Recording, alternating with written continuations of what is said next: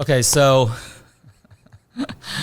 Jesse, thank you so much for hanging out today. Matthew Odam will be with us a little bit later in the show. Just comes when he wants. We're going to start in a very unorthodox place today because you are an expert in a lot of different areas in terms of cooking and cooking a variety of types of meat. But you've made a name for yourself in the boar/pig category. I wore this shirt that I'm wearing today, which is an NPR This American Life shirt. That I guess dispels the myth that some calamari is pig anus/pig intestine. What do you think about that urban legend? Is there any truth to that? As far as I know, I think it's just a myth. I think, and it's like that really insidious game of telephone that people play because it's exciting. You know, it's like they want to believe. They're like the Mulders. That's an older reference, but of the culinary world, and they want to believe this mythological falsity.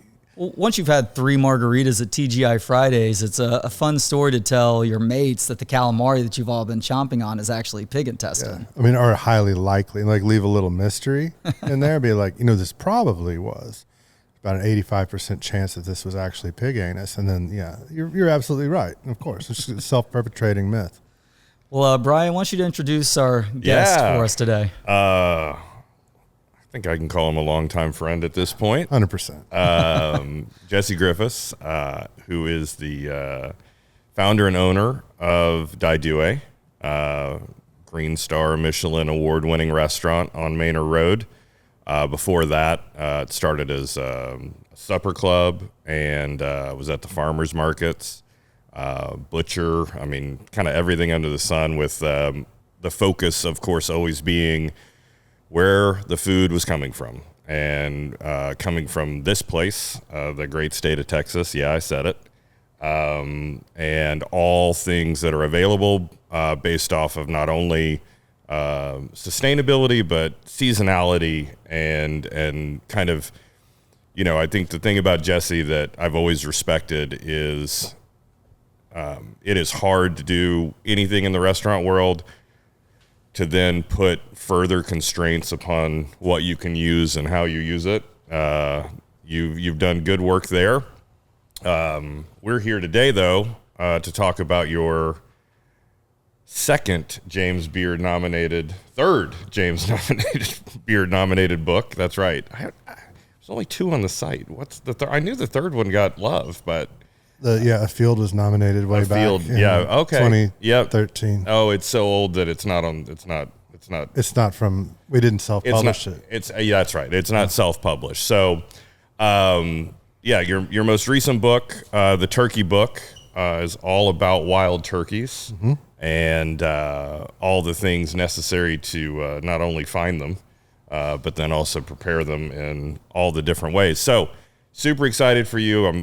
It's great to have you on. And again, congrats on another James Beard nomination. Thank you. You're really good at writing books that people love. Do you enjoy that process? I would assume you do if you've cranked out this many up to this point. I love the process. It's like it's mostly the people I get to work with are so high caliber that the process has become maybe my favorite work endeavor. So we're sitting in Jody's studio. Yeah, I was going to say, I'd be remiss. We're sitting here at St. John's Studio, which is Jody Horton's spot. Probably, if not, definitely the best food photographer in the state, if not the country, and really just phenomenal. Everything he shoots for magazines, books, etc., is just so thoughtful and so well done. And he's a huge part of this book with you, right? It takes both. You got the image and the words really blend well together. That's why it continues to be recognized. Right, and that's all 3 books. Yeah. In that partnership. And he also, starting with the HOG book, he began acting as the publisher as well, where we self-published, but he took on kind of that back end role of distribution and all those things that go along with the publishing and distribution of the books. And so That was a learning process for them then. That was also fun. I'm not going to say not hard, but fun. And now, has easily turned out and very obviously turned out to be the proper decision to self-publish. I'm going to have you lower that microphone just a little bit, if you don't mind. It's a little bit above your mouth right there. Perfect. So you talked about just telling people how to find wild turkeys to then hunt. How do you do that? Because I don't even know where to begin with something like that, other than maybe go into the woods. Having arrived last night at 11 p.m. from the final turkey hunt of the season, I think I'm probably the worst person that could tell you how to find wild turkeys. I know. First thing Jesse said to me, seriously struggled with it this year. I just got a picture on my phone of where we had just been in Wisconsin of a turkey just standing next to a soccer goal, and we in the middle of a field, and we spent 5 days and couldn't seem to seal the deal. So it's like it was taunting you. Oh yeah, they have a way of doing that. I was just gonna say you walked in the door. First thing you said, it's like 4 states, 28 days, 2 states totally blanked, but still fun. Lots of nice barns, lots of beautiful countryside, good hangs. I'm sure the people you were with. Yeah, I mean it really. When we made the HOG book's a textbook. It's about this is hunting pigs, this is processing them, this is cooking them. This is a very visceral and straightforward way of looking at it. When you go over, and they're an invasive species, when you convert over into turkeys, all of a sudden you get into this completely different realm. You've got a native animal.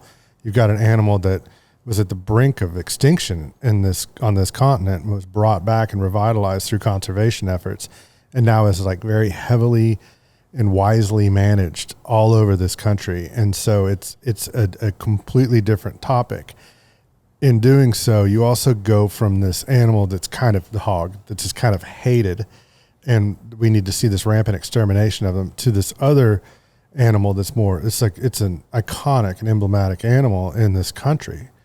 And in doing so, also you from a literary sense, you're entering into a world of turkey literature where there's a century of amazing writing around turkeys. They cannot say that about hogs. Right. I was able to enter the fray pretty much, hey, here's a book about hogs. It might be one of the only ones, but with turkeys, you've got, Colonel Tom Kelly, who just recently, actually last Thursday, on May 15th, celebrated his 98th birthday, and he's put out, many volumes of beautiful writing about what it is to hunt turkeys. Just no cooking. We're talking just the hunting, the essence, the failure, the grace that has to go in with it, the how you accept, not killing turkeys in 2 states and then still come out in a positive way.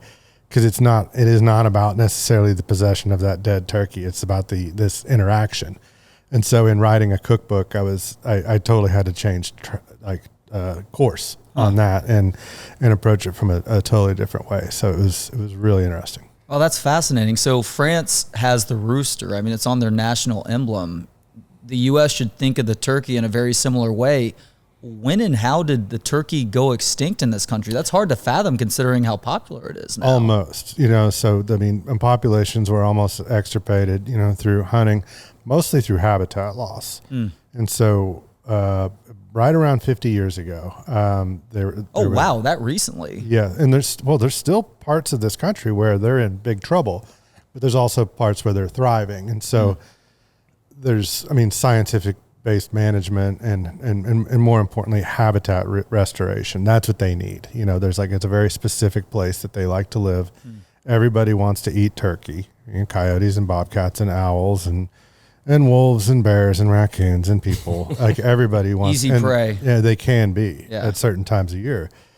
So they're very susceptible and vulnerable to predation, encroachment, things like that. And so this conservation process, which is so hard to describe to people. They're like, I did an interview with a food a radio broadcast in San Francisco, and she was like, so when you're killing the hens and And I was like, whoa, what are you talking about? Like, she said, how do you make sure they don't have babies? And I'm like, first off, it's mostly illegal to kill hens in almost all states. Oh, wow. Secondly, any turkey hunter would never, ever consider killing a hen.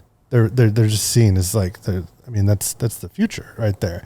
And then the seasons are timed in these places where you're killing toms after they've bred hens, and like you're perpetrating. The last thing we want is no turkeys, and to be able to go and experience this thing.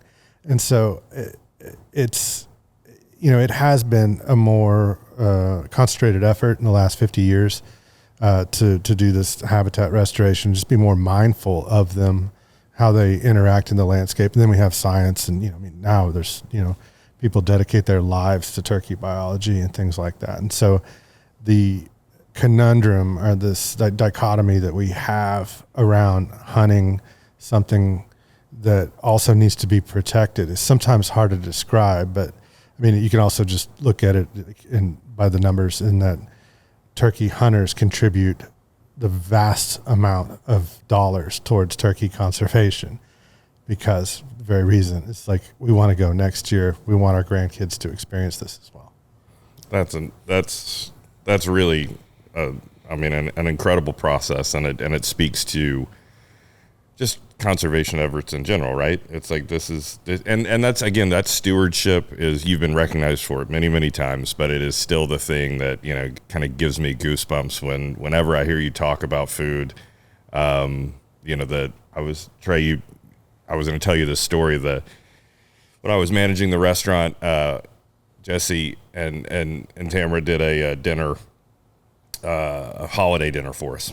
And we had, I'll never forget this dish, catfish rillette.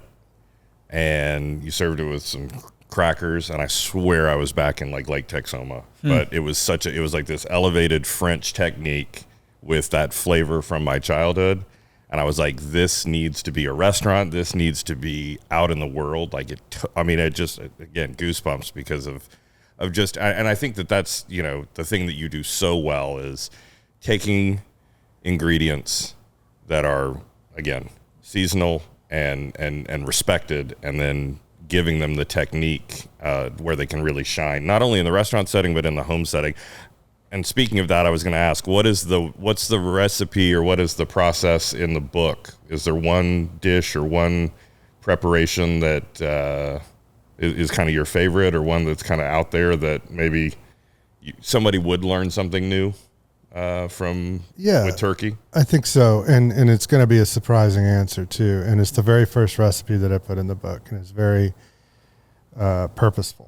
And it's fried turkey, which is like, that's the recipe that everybody knows. Like, if any turkey hunters out there, the one recipe that they do is they take the breast and they cut it into strips or nuggets and they fry it. And so I was like, you know what, we're going to come out of the gate with a recipe for fried turkey, but we're going to, offer some tips and tricks. There's going to be a brine involved. We're going to fry it in beef fat. There's going to be celery seed in the dredge, which is going to kind of evoke a little KFC note in there. Celery seed is the trick. Yeah. It's the best thing you can put in any Celery kind of fried seed. poultry. Yeah. Okay. You'll if you taste it, you're like, oh, I got it. Like, you bing, it's there. But I also wanted to, just in the introduction, or in the very first recipe, bring it down to everybody and be like, listen, we're all on the same team here. This is a cookbook. You're going to turn some pages. There's going to be some fancier stuff in there. But most importantly, we're all in agreement that this is the best, right? Right. Like, we all love fried turkey with mashed potatoes, gravy, greens, biscuits, honey, and some sort of pickle. Baseline. Standard. And it's like, I'm not I want you to understand that is my favorite thing. My birthday was also last Thursday. I had the same birthday as Colonel Tom Kelly. Oh, nice. And I had that for my birthday dinner. What number was your birthday? 50? 38, but I don't recommend going into the restaurant industry. 50 5-0, baby. 5-0. It's Another one? Yeah, everybody drink. Everybody drink at home. Crazy. 50th birthday. Oh, that's right. You were telling me. Yeah, Odam turned 50. One of the cricket guys. Billy had turned 50. It's just it's the AARP tour. There was somebody else too. 1975. A great vintage. 75 is a good vintage. Everybody that we've talked to, we've liked. So, you're the same. You're the same. Oh, so that's what you had for your birthday was fried turkey? Every year, fried turkey and dewberry cobbler. Well, just, and that recipe, I wanted to tell everybody is like, listen, like, don't, a lot of times people are intimidated by recipes or things like that. And I think if you come out and you say, let's be in agreement here. This is the highest and best use. And then from there, we can start to play. Is a brine important for any good turkey breast recipe? In some situations, like fried, I would say, actually, I mean, almost all. Yes, I could say that, except for if you're pounding it out thin for a cutlet or a schnitzel or something like that. There's always an exception, but you don't need to do that. Yeah. It's so thin, it doesn't really need. But if you're frying or roasting or one of my favorite ways to cook turkey, wild turkey breast specifically, is to cook it sous vide. And I don't cook anything sous vide except for that. And I feel like because you can dry it out. So the wild, particularly, you can dry it out so quickly that sous vide allows you to nail that temperature, which is 150, by the way, which is, I think the USDA would agree with me on that. Not 165, but that slightest bit of pink in there is okay. Yeah. And then, maybe pull it out and put a tiny bit of sear on it. But we have that for Thanksgiving, is we have the turkey breast and usually a ham off of a feral hog. But a brine is... I'm going to work my way into your Thanksgiving dinner. I love Thanksgiving. That's a goal. I love food holidays. That's a life goal at this point, is Thanksgiving with Jesse. Well, when you talk about the importance of turkey, that's where it begins. I mean, that people can argue other holidays. I would argue that Thanksgiving is far and away the most important holiday for this country because it's not about gifts. It's not about getting drunk on a lake. It's about getting together with the people that matter most to you and showing thanks for everything that has come to you in the last year, and maybe even to things that you shouldn't be all that thankful for, but to be able to come together with friends, family, loved ones, and talk about those various things. Yeah, I like that. I mean, in any holiday that gets people around a table, I think has immeasurable value. Yeah, and that's worldwide too. I mean, shared meals are one of the most important experiences for us as humans. It's where the magic happens. It's why great restaurants are great. I would tell my staff all the time. It sounds like a Tom Herman colloquialism there. Oh God, no! My urine is clean. No, again, I told my team all the time, it's a sacred space. Like, you don't know why people are sitting down. They could be mourning, they could be celebrating, they could be falling in love. All the things happen at a table. Don't interrupt that experience with, ringing the dish in on the wrong seat or them not having to ask for, a knife. Like, set the table, get out of the way, let people connect. Yeah. And then ultimately, like you've done with turkey, it's like showing the food the respect of where it comes from, how it's prepared, and then how it's shared. And it's like, that's it.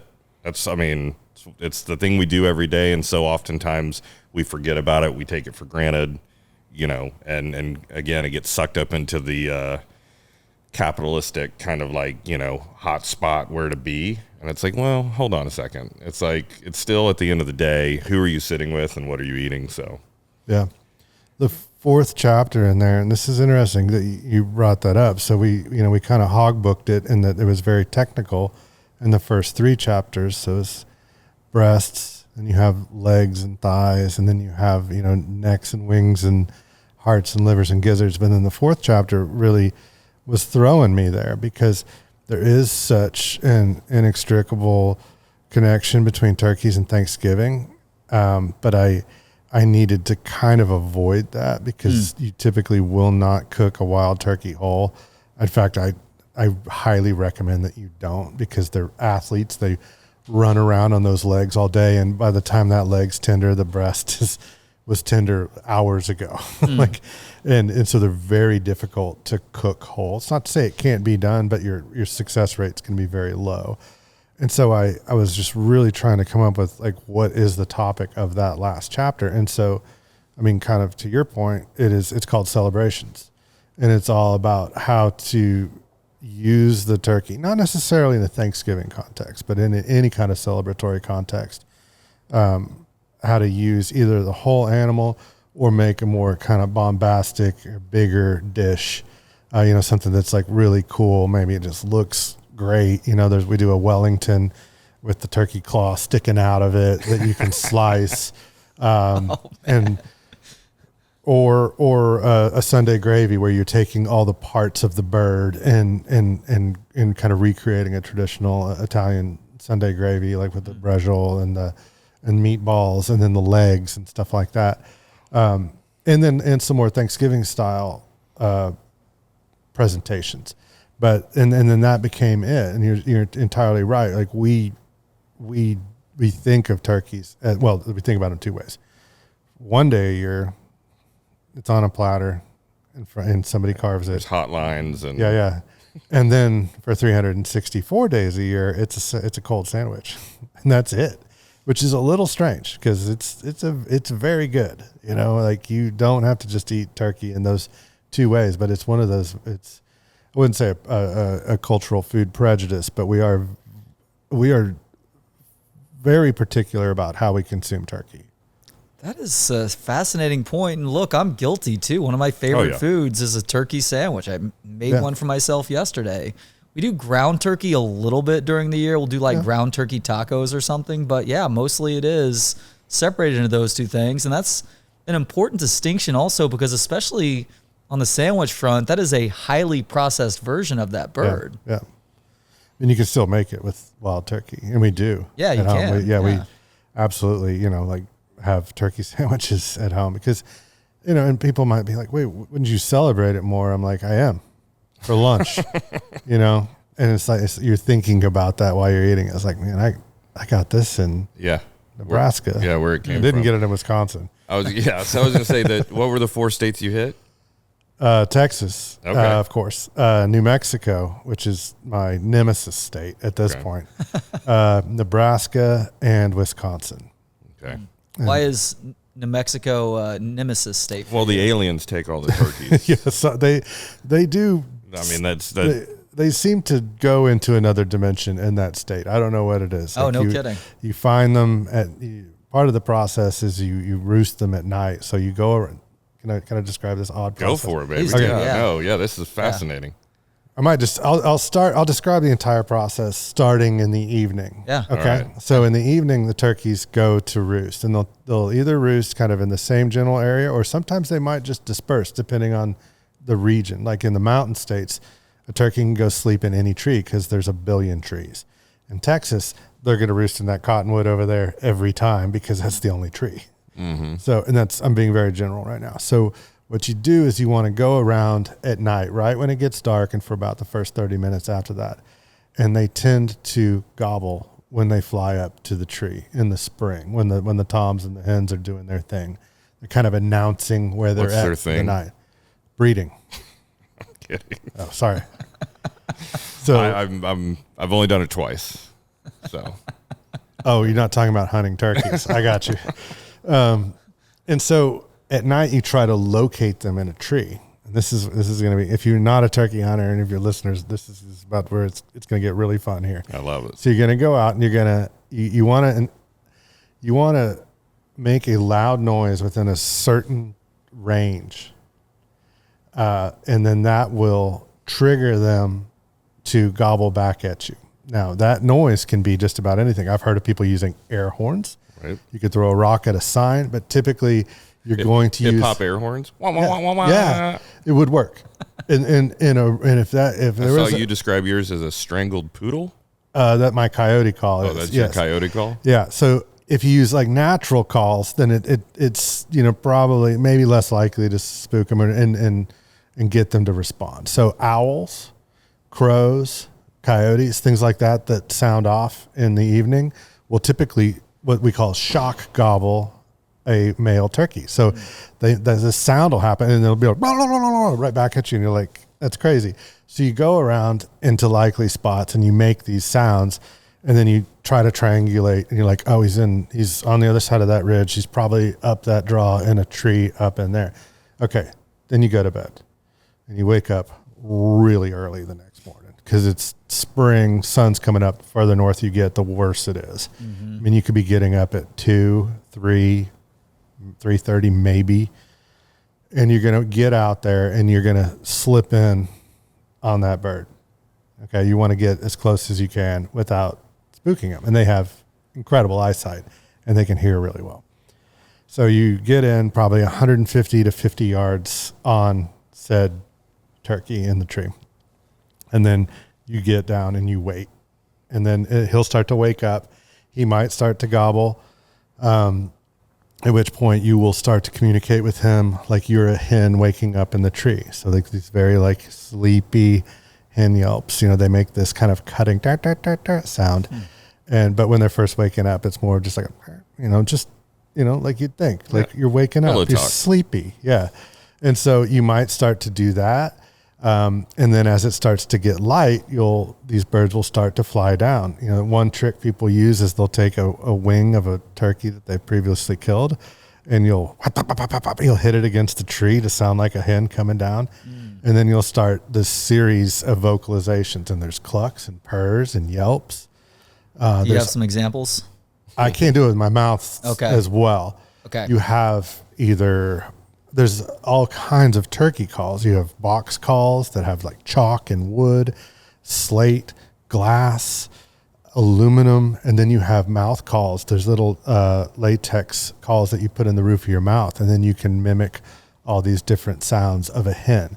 And then you begin this game of convincing this gobbler that you're a hen that wants to breed with him. But the problem is, in the natural world, that the hen goes to the tom. He gobbles and she comes to him. We can't do that because they're going to see you. Yeah. So you have to flip that and get him so frustrated that he comes to the hen. Some days you're going to see a lot of illusion here, and you'd be like, I remember feeling like this. I was gonna say, I feel like this is like there's like training my son. Like part of this is, a little like, do you have game? There is a rich tapestry of like psychosexual activity going on here. And so you're pretending to be a hen and trying to entice this gobbler to get within shotgun range. So we'll say 50 yards and under, which is a trick because their eyesight is so very good. You have to remain dead still, and you have to do this whole chess game. So they fly down. They may or may not come right to you, and basically that's the start of your day right there. Typically, in my experience, they're going to fly down and they're going to go the other way. He's going to be like, he'll hear you, but maybe he's already got a couple hens with him in the tree, and he's like, why would I leave these ladies for this weird sounding lady over here? This chick's crazy. Yeah, she's also saying some pretty like messed up stuff to me, like coming on a little strong over here. And so he goes the other way. But what he typically will do is he's going to be like, she was under that pine tree at the base of that ridge over there. He's going to breed those two hens, and at around 10 or 11 a.m., he's going to circle back. But he might do that dead quiet, and you'll never know. All you do is just see his red head bobbing up. And if you scratch in your eye, it's over. He's out. You're done for the day. So you start. Like he'll literally see you scratching your eye. They can see you blink. Wow. Yeah. I mean, they're walking through fields, picking up ticks and insects and tiny seeds and stuff like that. Their eyesight is incredible. Not to mention they have almost periscopic view. So if they're faced this way, they can see kind of behind them at the same time. That's John Stockton level peripheral vision right there. So I'm giving you this like very like broad overview. So now your day has begun. This day can go all the way through, and you can chase these birds. You get in front of them. Maybe you hear a different gobbler. Maybe another gobbler is more, he doesn't have any hens, which is great, because then he hears a hen and he gets very excited. Some days they will just gobble, gobble, gobble, and then they'll come right into you. They'll come running to you. That did not happen to me very much this season. Previous seasons, I've had some better timing luck. Weather affects it. They like sunny days. They like a barometer over 29.9 and rising. They'll gobble more. They like winds under 12 miles an hour. They don't like rain and wind, things that affect their vision and their hearing. And so they tend to get a little, but you'll find these couple of glorious days where they're very, very active and they'll just like, you make a sound and they talk to you. And when you're, as a human, when you scratch out this sound, especially when you're new to it and you get that response, it's electrifying. Like, it's hard to describe how cool that feels. And then what you don't want to do is just keep doing it. Right. Yeah. Is you don't want to, like I said, come on too strong. Because eventually they're going to be like, there's something up with this lady. If you do it like once or twice, and then you get them frustrated and just like, and then they'll eventually like poke in and get there. And then you shoot them in the face.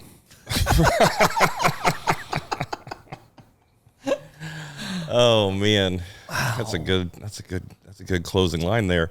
We were talking about some of the comparisons, I guess, maybe to human life. Your daughter's a hunter. Yeah. How's she out there? How old is she? Specifically with turkey.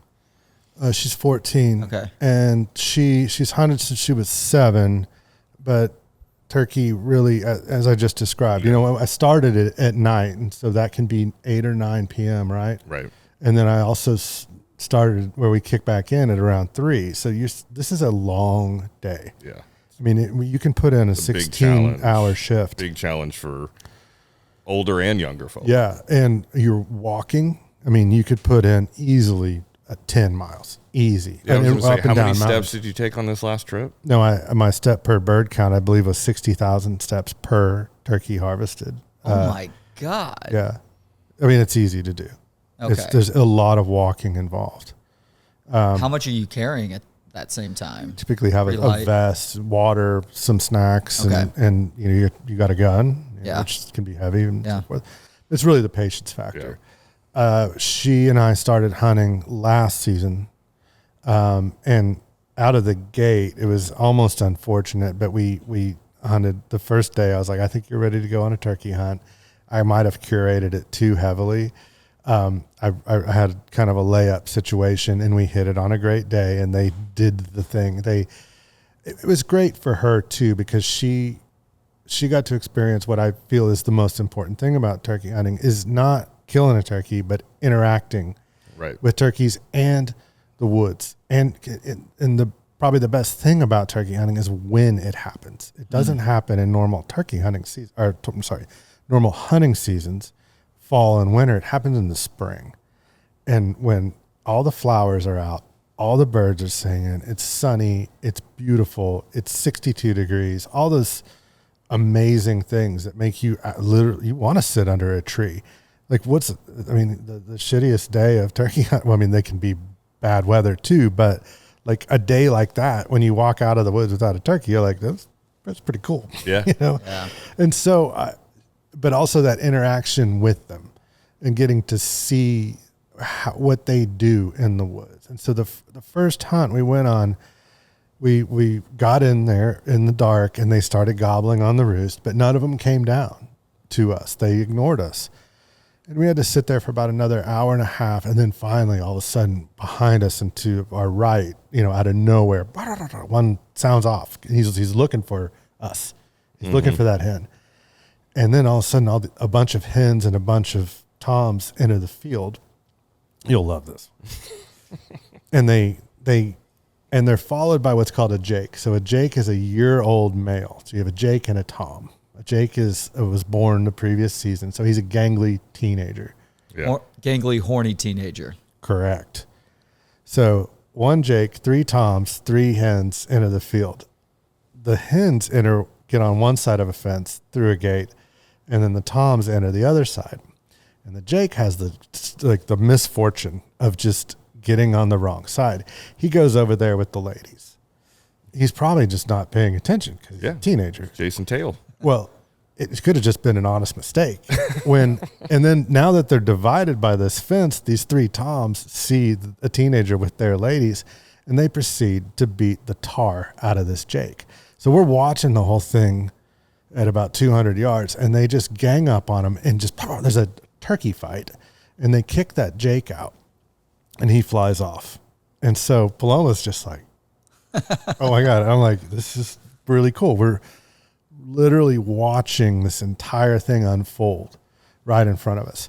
So we're using decoys that day because we're kind of in a stage where we have these turkey decoys. It's like very well crafted, very lifelike decoys. And the decoys we're using are a hen and a Jake.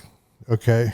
So they have like little short beards instead of like the long beard, and they're smaller bodied, they're thinner, they have long necks. I mean, just exactly what do you think if you applied a teenager to a turkey? And so you see this, we have a fake Jake and a fake hen in the field. And so they just beat up on this Jake, and they rejoin their hens, and they're going about their day. And then I just was like, watch this. And I made a hen call, and they look over and they see this Jake with a hen, and they all three just went, they puffed up, fans out, and their heads can change color when they get excited. They'll turn red. And they just, all three of them just turned and just started marching in. And Paloma's just shaking, and I'm like, hold on, do not move a muscle. And the hens are kind of milling around with them. So we've got 6 turkeys on the way in, and finally they get, 10 yards. They're right there. And I'm like, whenever you've got the shot, take it. She shoots her first turkey. They kind of mill around for a second, start to run. One stops, and I shoot that one. Wow. And so our first hunt ever, we double. Both, yeah. Which is just incredible. Great luck and beginner's luck. But yes, but more to the point, I was like, you just got to see start to finish. You got to see the full show. The Real Housewives of Turkey. Yes, exactly. What this is all about and how exciting it is to participate in or just observe. Right. As why do you hunt turkeys? It's like, do you hate turkeys? No. Like watching that happen and watching it with her was really compelling. And then we went to Washington and had we flew up there kind of as a family vacation, but also for just me and her to hunt. And we kind of repeated it. And it was like the first morning of our hunt, 3 Toms come in and we kill 2 of them. And so at that point, I'm like, as happy and proud as I am, I'm like, you need to understand. Yeah, let's pump the brakes a little bit. This is not what it's going to be. Yes. And so, but then this season progressed in a more realistic way. And that we definitely had some more experiences, some more disappointments and failures. Yep. At one point she had a bird coming in, and a deer got downwind of us and started protesting, huffing and stomping and stuff. And it scared all the turkeys off. Yeah. And it's like, talk about the enjoyability of the bonding experience with Thanksgiving. Is going out on a hunt with your daughter, other family members, friends, a similar sort of enjoyable bonding experience? Yeah, indescribable. Yes, it's amazing. To see your kid function in a high stress situation, to maintain composure and to listen to directions, to be still, and then to sink that shot, right? Under high pressure. You've watched them come in for 30 minutes. Your adrenaline is spiking. Maybe it's a little cold. You can be shaky. Yeah. I get shaky. Your heart rate is through the roof. And then the adrenaline dump that happens after. And then just the enjoyment of eating it, walking out there with that 20-pound bird on your back. And it's I don't know how to describe it. It's pretty cool. Well, it's broken record time, folks. I'm sorry to go through this one again, but do you have any other kids, or is it just your 14-year-old daughter? That's just her. Okay, so I've got a 10 and 8-year-old. Brian has a daughter and son as well, and one of our goals as parents is to give our kids a better life than what we grew up with. But that can be a trap though, because giving them too easy a life creates soft humans, soft kids who become soft adults. So we've got to find ways to challenge them, to make them go through difficulties while also not putting them through harm's way necessarily. The simplest way to do that, the easiest way to do that, ironically, I guess, is through sports. You put them in sports when they're young. They suck at first. They have to understand the value of working hard to get better, working with the team, understanding how to win, understanding how to lose. But I haven't come up with a bunch of other great examples of how to help kids do something like that. But it sounds like what y'all have gone through these last couple of turkey hunting seasons now has provided her with some invaluable experiences that are going to help hunting turkeys, but also just in life in general. Definitely. I mean, well, and that's, this is, you've done this for many, many people, right? In terms of taking, whether it be fishing or hunting or, taking people out and at all levels, right? And helping them progress in their journey of the hunt and sharing your knowledge. I mean, it's such a cool thing because it's, for me, having not grown up hunting, right? It's like, where do you start? Where do you get involved? How do you learn this process?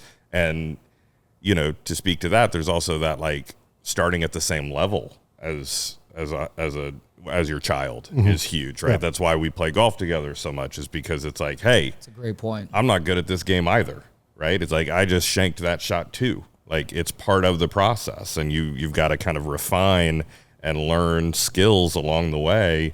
And then inevitably, I mean, you're talking about patience. It's like, it's the name of the game, right? Yeah. It's the name of most games, is being patient. Yeah. I would be remiss if I didn't mention, SGA and his MVP award. And he really truly is the MVP.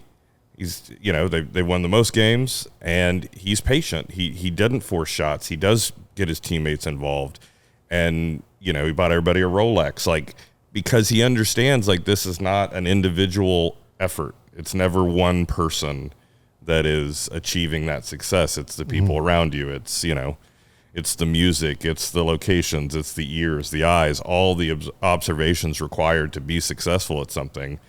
Usually you're doing it with somebody else. Very rarely are you on your own, even if you're the one that makes the shot.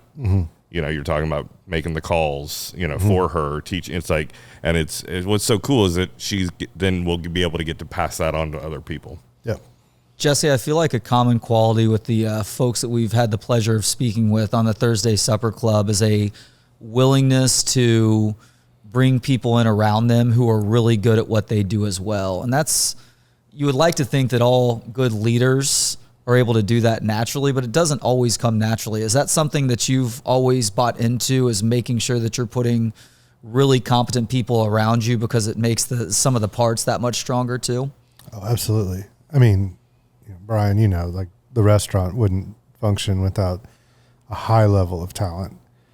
Janie particularly. Charlotte. Everybody that's there. And Morgan, Andrew. I mean, I can go down the list of everybody that's been part of your journey and what they've added to it, how they've taken certain pieces of it, made it their own, shared it with others. I mean, there's, going back to drink, folks, we're going to talk about the restaurant tree. But, the restaurant tree, that lineage of how, I mean, it is a team sport, full stop. And again, part of my, when I got so fired up when you decided you were going to do your own place, I was like, yes, more people are going to get to experience this, not only as diners, but also as chefs or servers. They're going to get to understand what it takes to put that on the plate and where it comes from.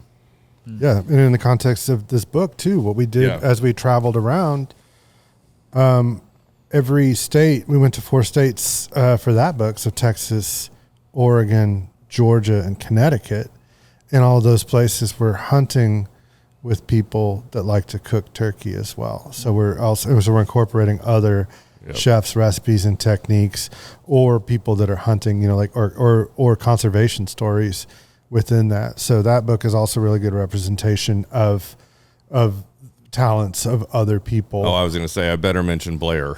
My friend Blair, who has done the graphic design with you forever. Yeah. And one of my favorite people on the planet. Yes. And incredibly talented graphic designer. Incredibly talented person. Period. Human. Yeah. Full stop. Yeah. So yeah, we can't get out of here without me giving Blair a shout out, because anytime I'm in Mexico City, I've always got somebody to show me the way. Yeah. Well, as you said, or asked earlier about, the process of writing books, and I would say, like, I would write a book just to work with Blair. Yeah. And because she makes it so enjoyable, and we work together so well because she understands, like, the educational aspect of it, or like what we're trying to execute, what we're trying to convey. It's not just good recipes and beautiful photography, but we want somebody to come out of there a little more empowered and able to do this thing that we're trying to accomplish here, whether it's hogs or turkeys or whatever. We want them to do that. And in order to do that, you have to, it's part textbook, and you have to, you have to beeline right to their brain, like, just how do you convey that information in a book? It's not a video or a podcast, it's like, it's a book, it's a different format, and she's keenly good at that. Hey, speaking of podcasts, you've been on Rogan before. What was it like doing that show, considering just how massive that audience is and what Joe is? It was great. I mean, it was 3 hours on the nose, a little rambly at times, but I felt like it was good. Great questions, and it's been so long. I don't even really remember. I don't know if I ever even listened back. Did you see a big pop afterwards in terms of an increase in social media or popularity at the restaurant? That, and combined with also with all the work that I've done with Meat Eater, which is in this realm. Ranella? Yeah. So, and I was just hunting with yesterday with somebody from Meat Eater as well. Ryan Callahan. He got a turkey yesterday. Congratulations, Ryan. It went out for like an hour. We hunted for 5 days. Anyway, it's cool. I'm fine. Everything's fine. But that platform has also been very formative. Also, just because the ethos are so similar. I mean, Meat Eater, they're on the cooking and eating side of it. They've been highly supportive. Well, it gets back to the whole respecting what it is that you're going out and doing, right? And like, we as this hyper consuming society, we don't have enough appreciation for the things that we are consuming, specifically in the food world. Like, I may have screwed my kids up back when they were 5 and 3, and they asked, Dad, how did this chicken get to the point where we're eating it right now? And I showed them a video of how to humanely kill a chicken. My wife was not very happy with that. They weren't disgusted. They weren't aghast. They haven't turned into serial killers yet. They were interested, and they now know how the roundabout way of how that food got to the point where it is now. Not enough people have a knowledge, a respect, and appreciation for how the things that they love to indulge in have got to the point where they are now, whether it's supply chain or whether it's but I'll take the other side here, Trey, for a moment, right? Where it's like, it's a very, very fine line, because you talk about how many people in this country or in this world go hungry, right? And so that's the hardest part, where, whether it be subsidizing corn or milk or whatever, it's like, there was a lot of good and a lot of health that comes from, helping people access food at a price that they can afford. Simultaneously, though, and this is what I love about what you do is how do you give that to people in a way that is accessible from a price perspective, and it's still expensive, right? It's like, the wealthier you are, the easier it is to eat well. Like, and it's like, how do we? I don't have the answer. I don't know that anybody does. It's a very, very hard question, and I think it's it's about conservation and sustainability.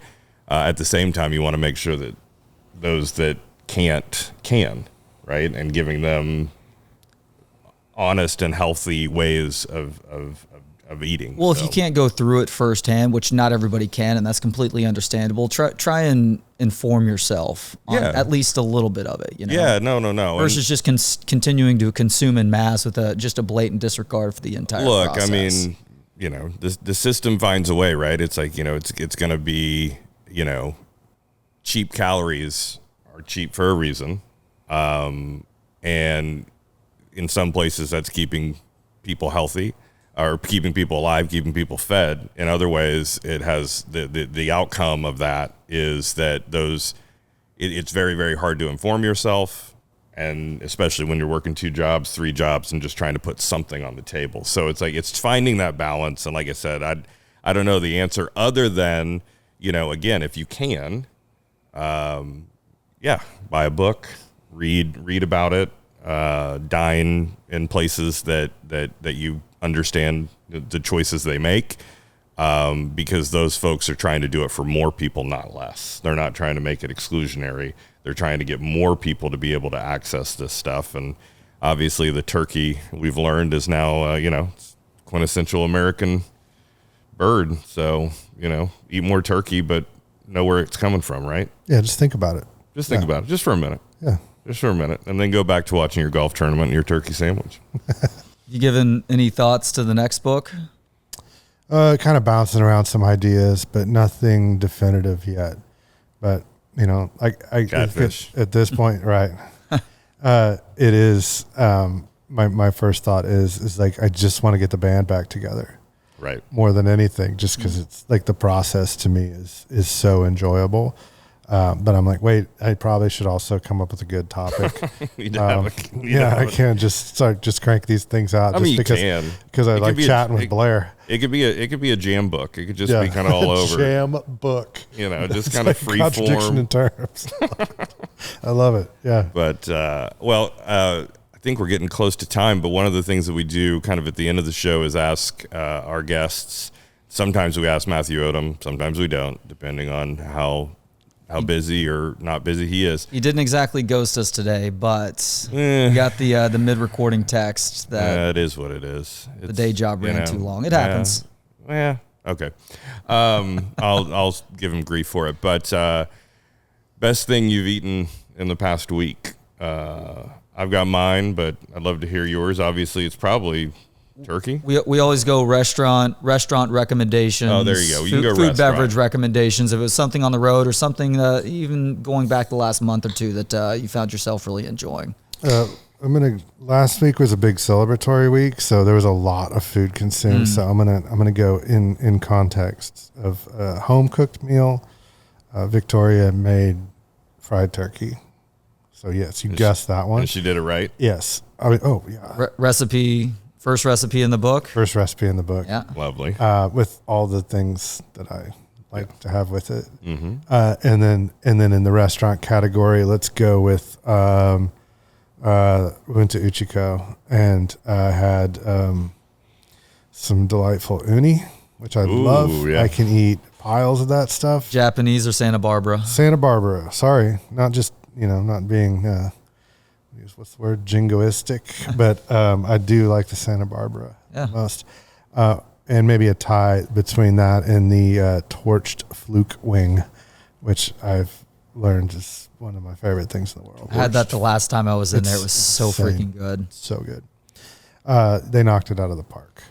Yeah. And so what was the next question? Well, I was just saying, so now we get to share ours. So I played in the Mama Betty's charity tournament for the Flatwater. Yeah, we recorded with Jason out at Onion Creek when you guys were on the course. How'd you do? We made the shootout. We shot 18 under, and I love this format. By the way, it was a scramble, and then top 6 teams went out and did an alternate shot, and made my birdie putt on the first hole of the shootout. I probably should have maybe missed it to set up our order a little differently, but I could not make it. It was beautiful. But anyways, so after that, caught up with some friends at Kaiser, played another 9 holes. Good Lord, man. Had 3 birdies in a row on the back 9 at Kaiser. And then we ended up at Papados, which was not Uchiko, but just the charm. They're just like, they really have nailed the kind of just the feel.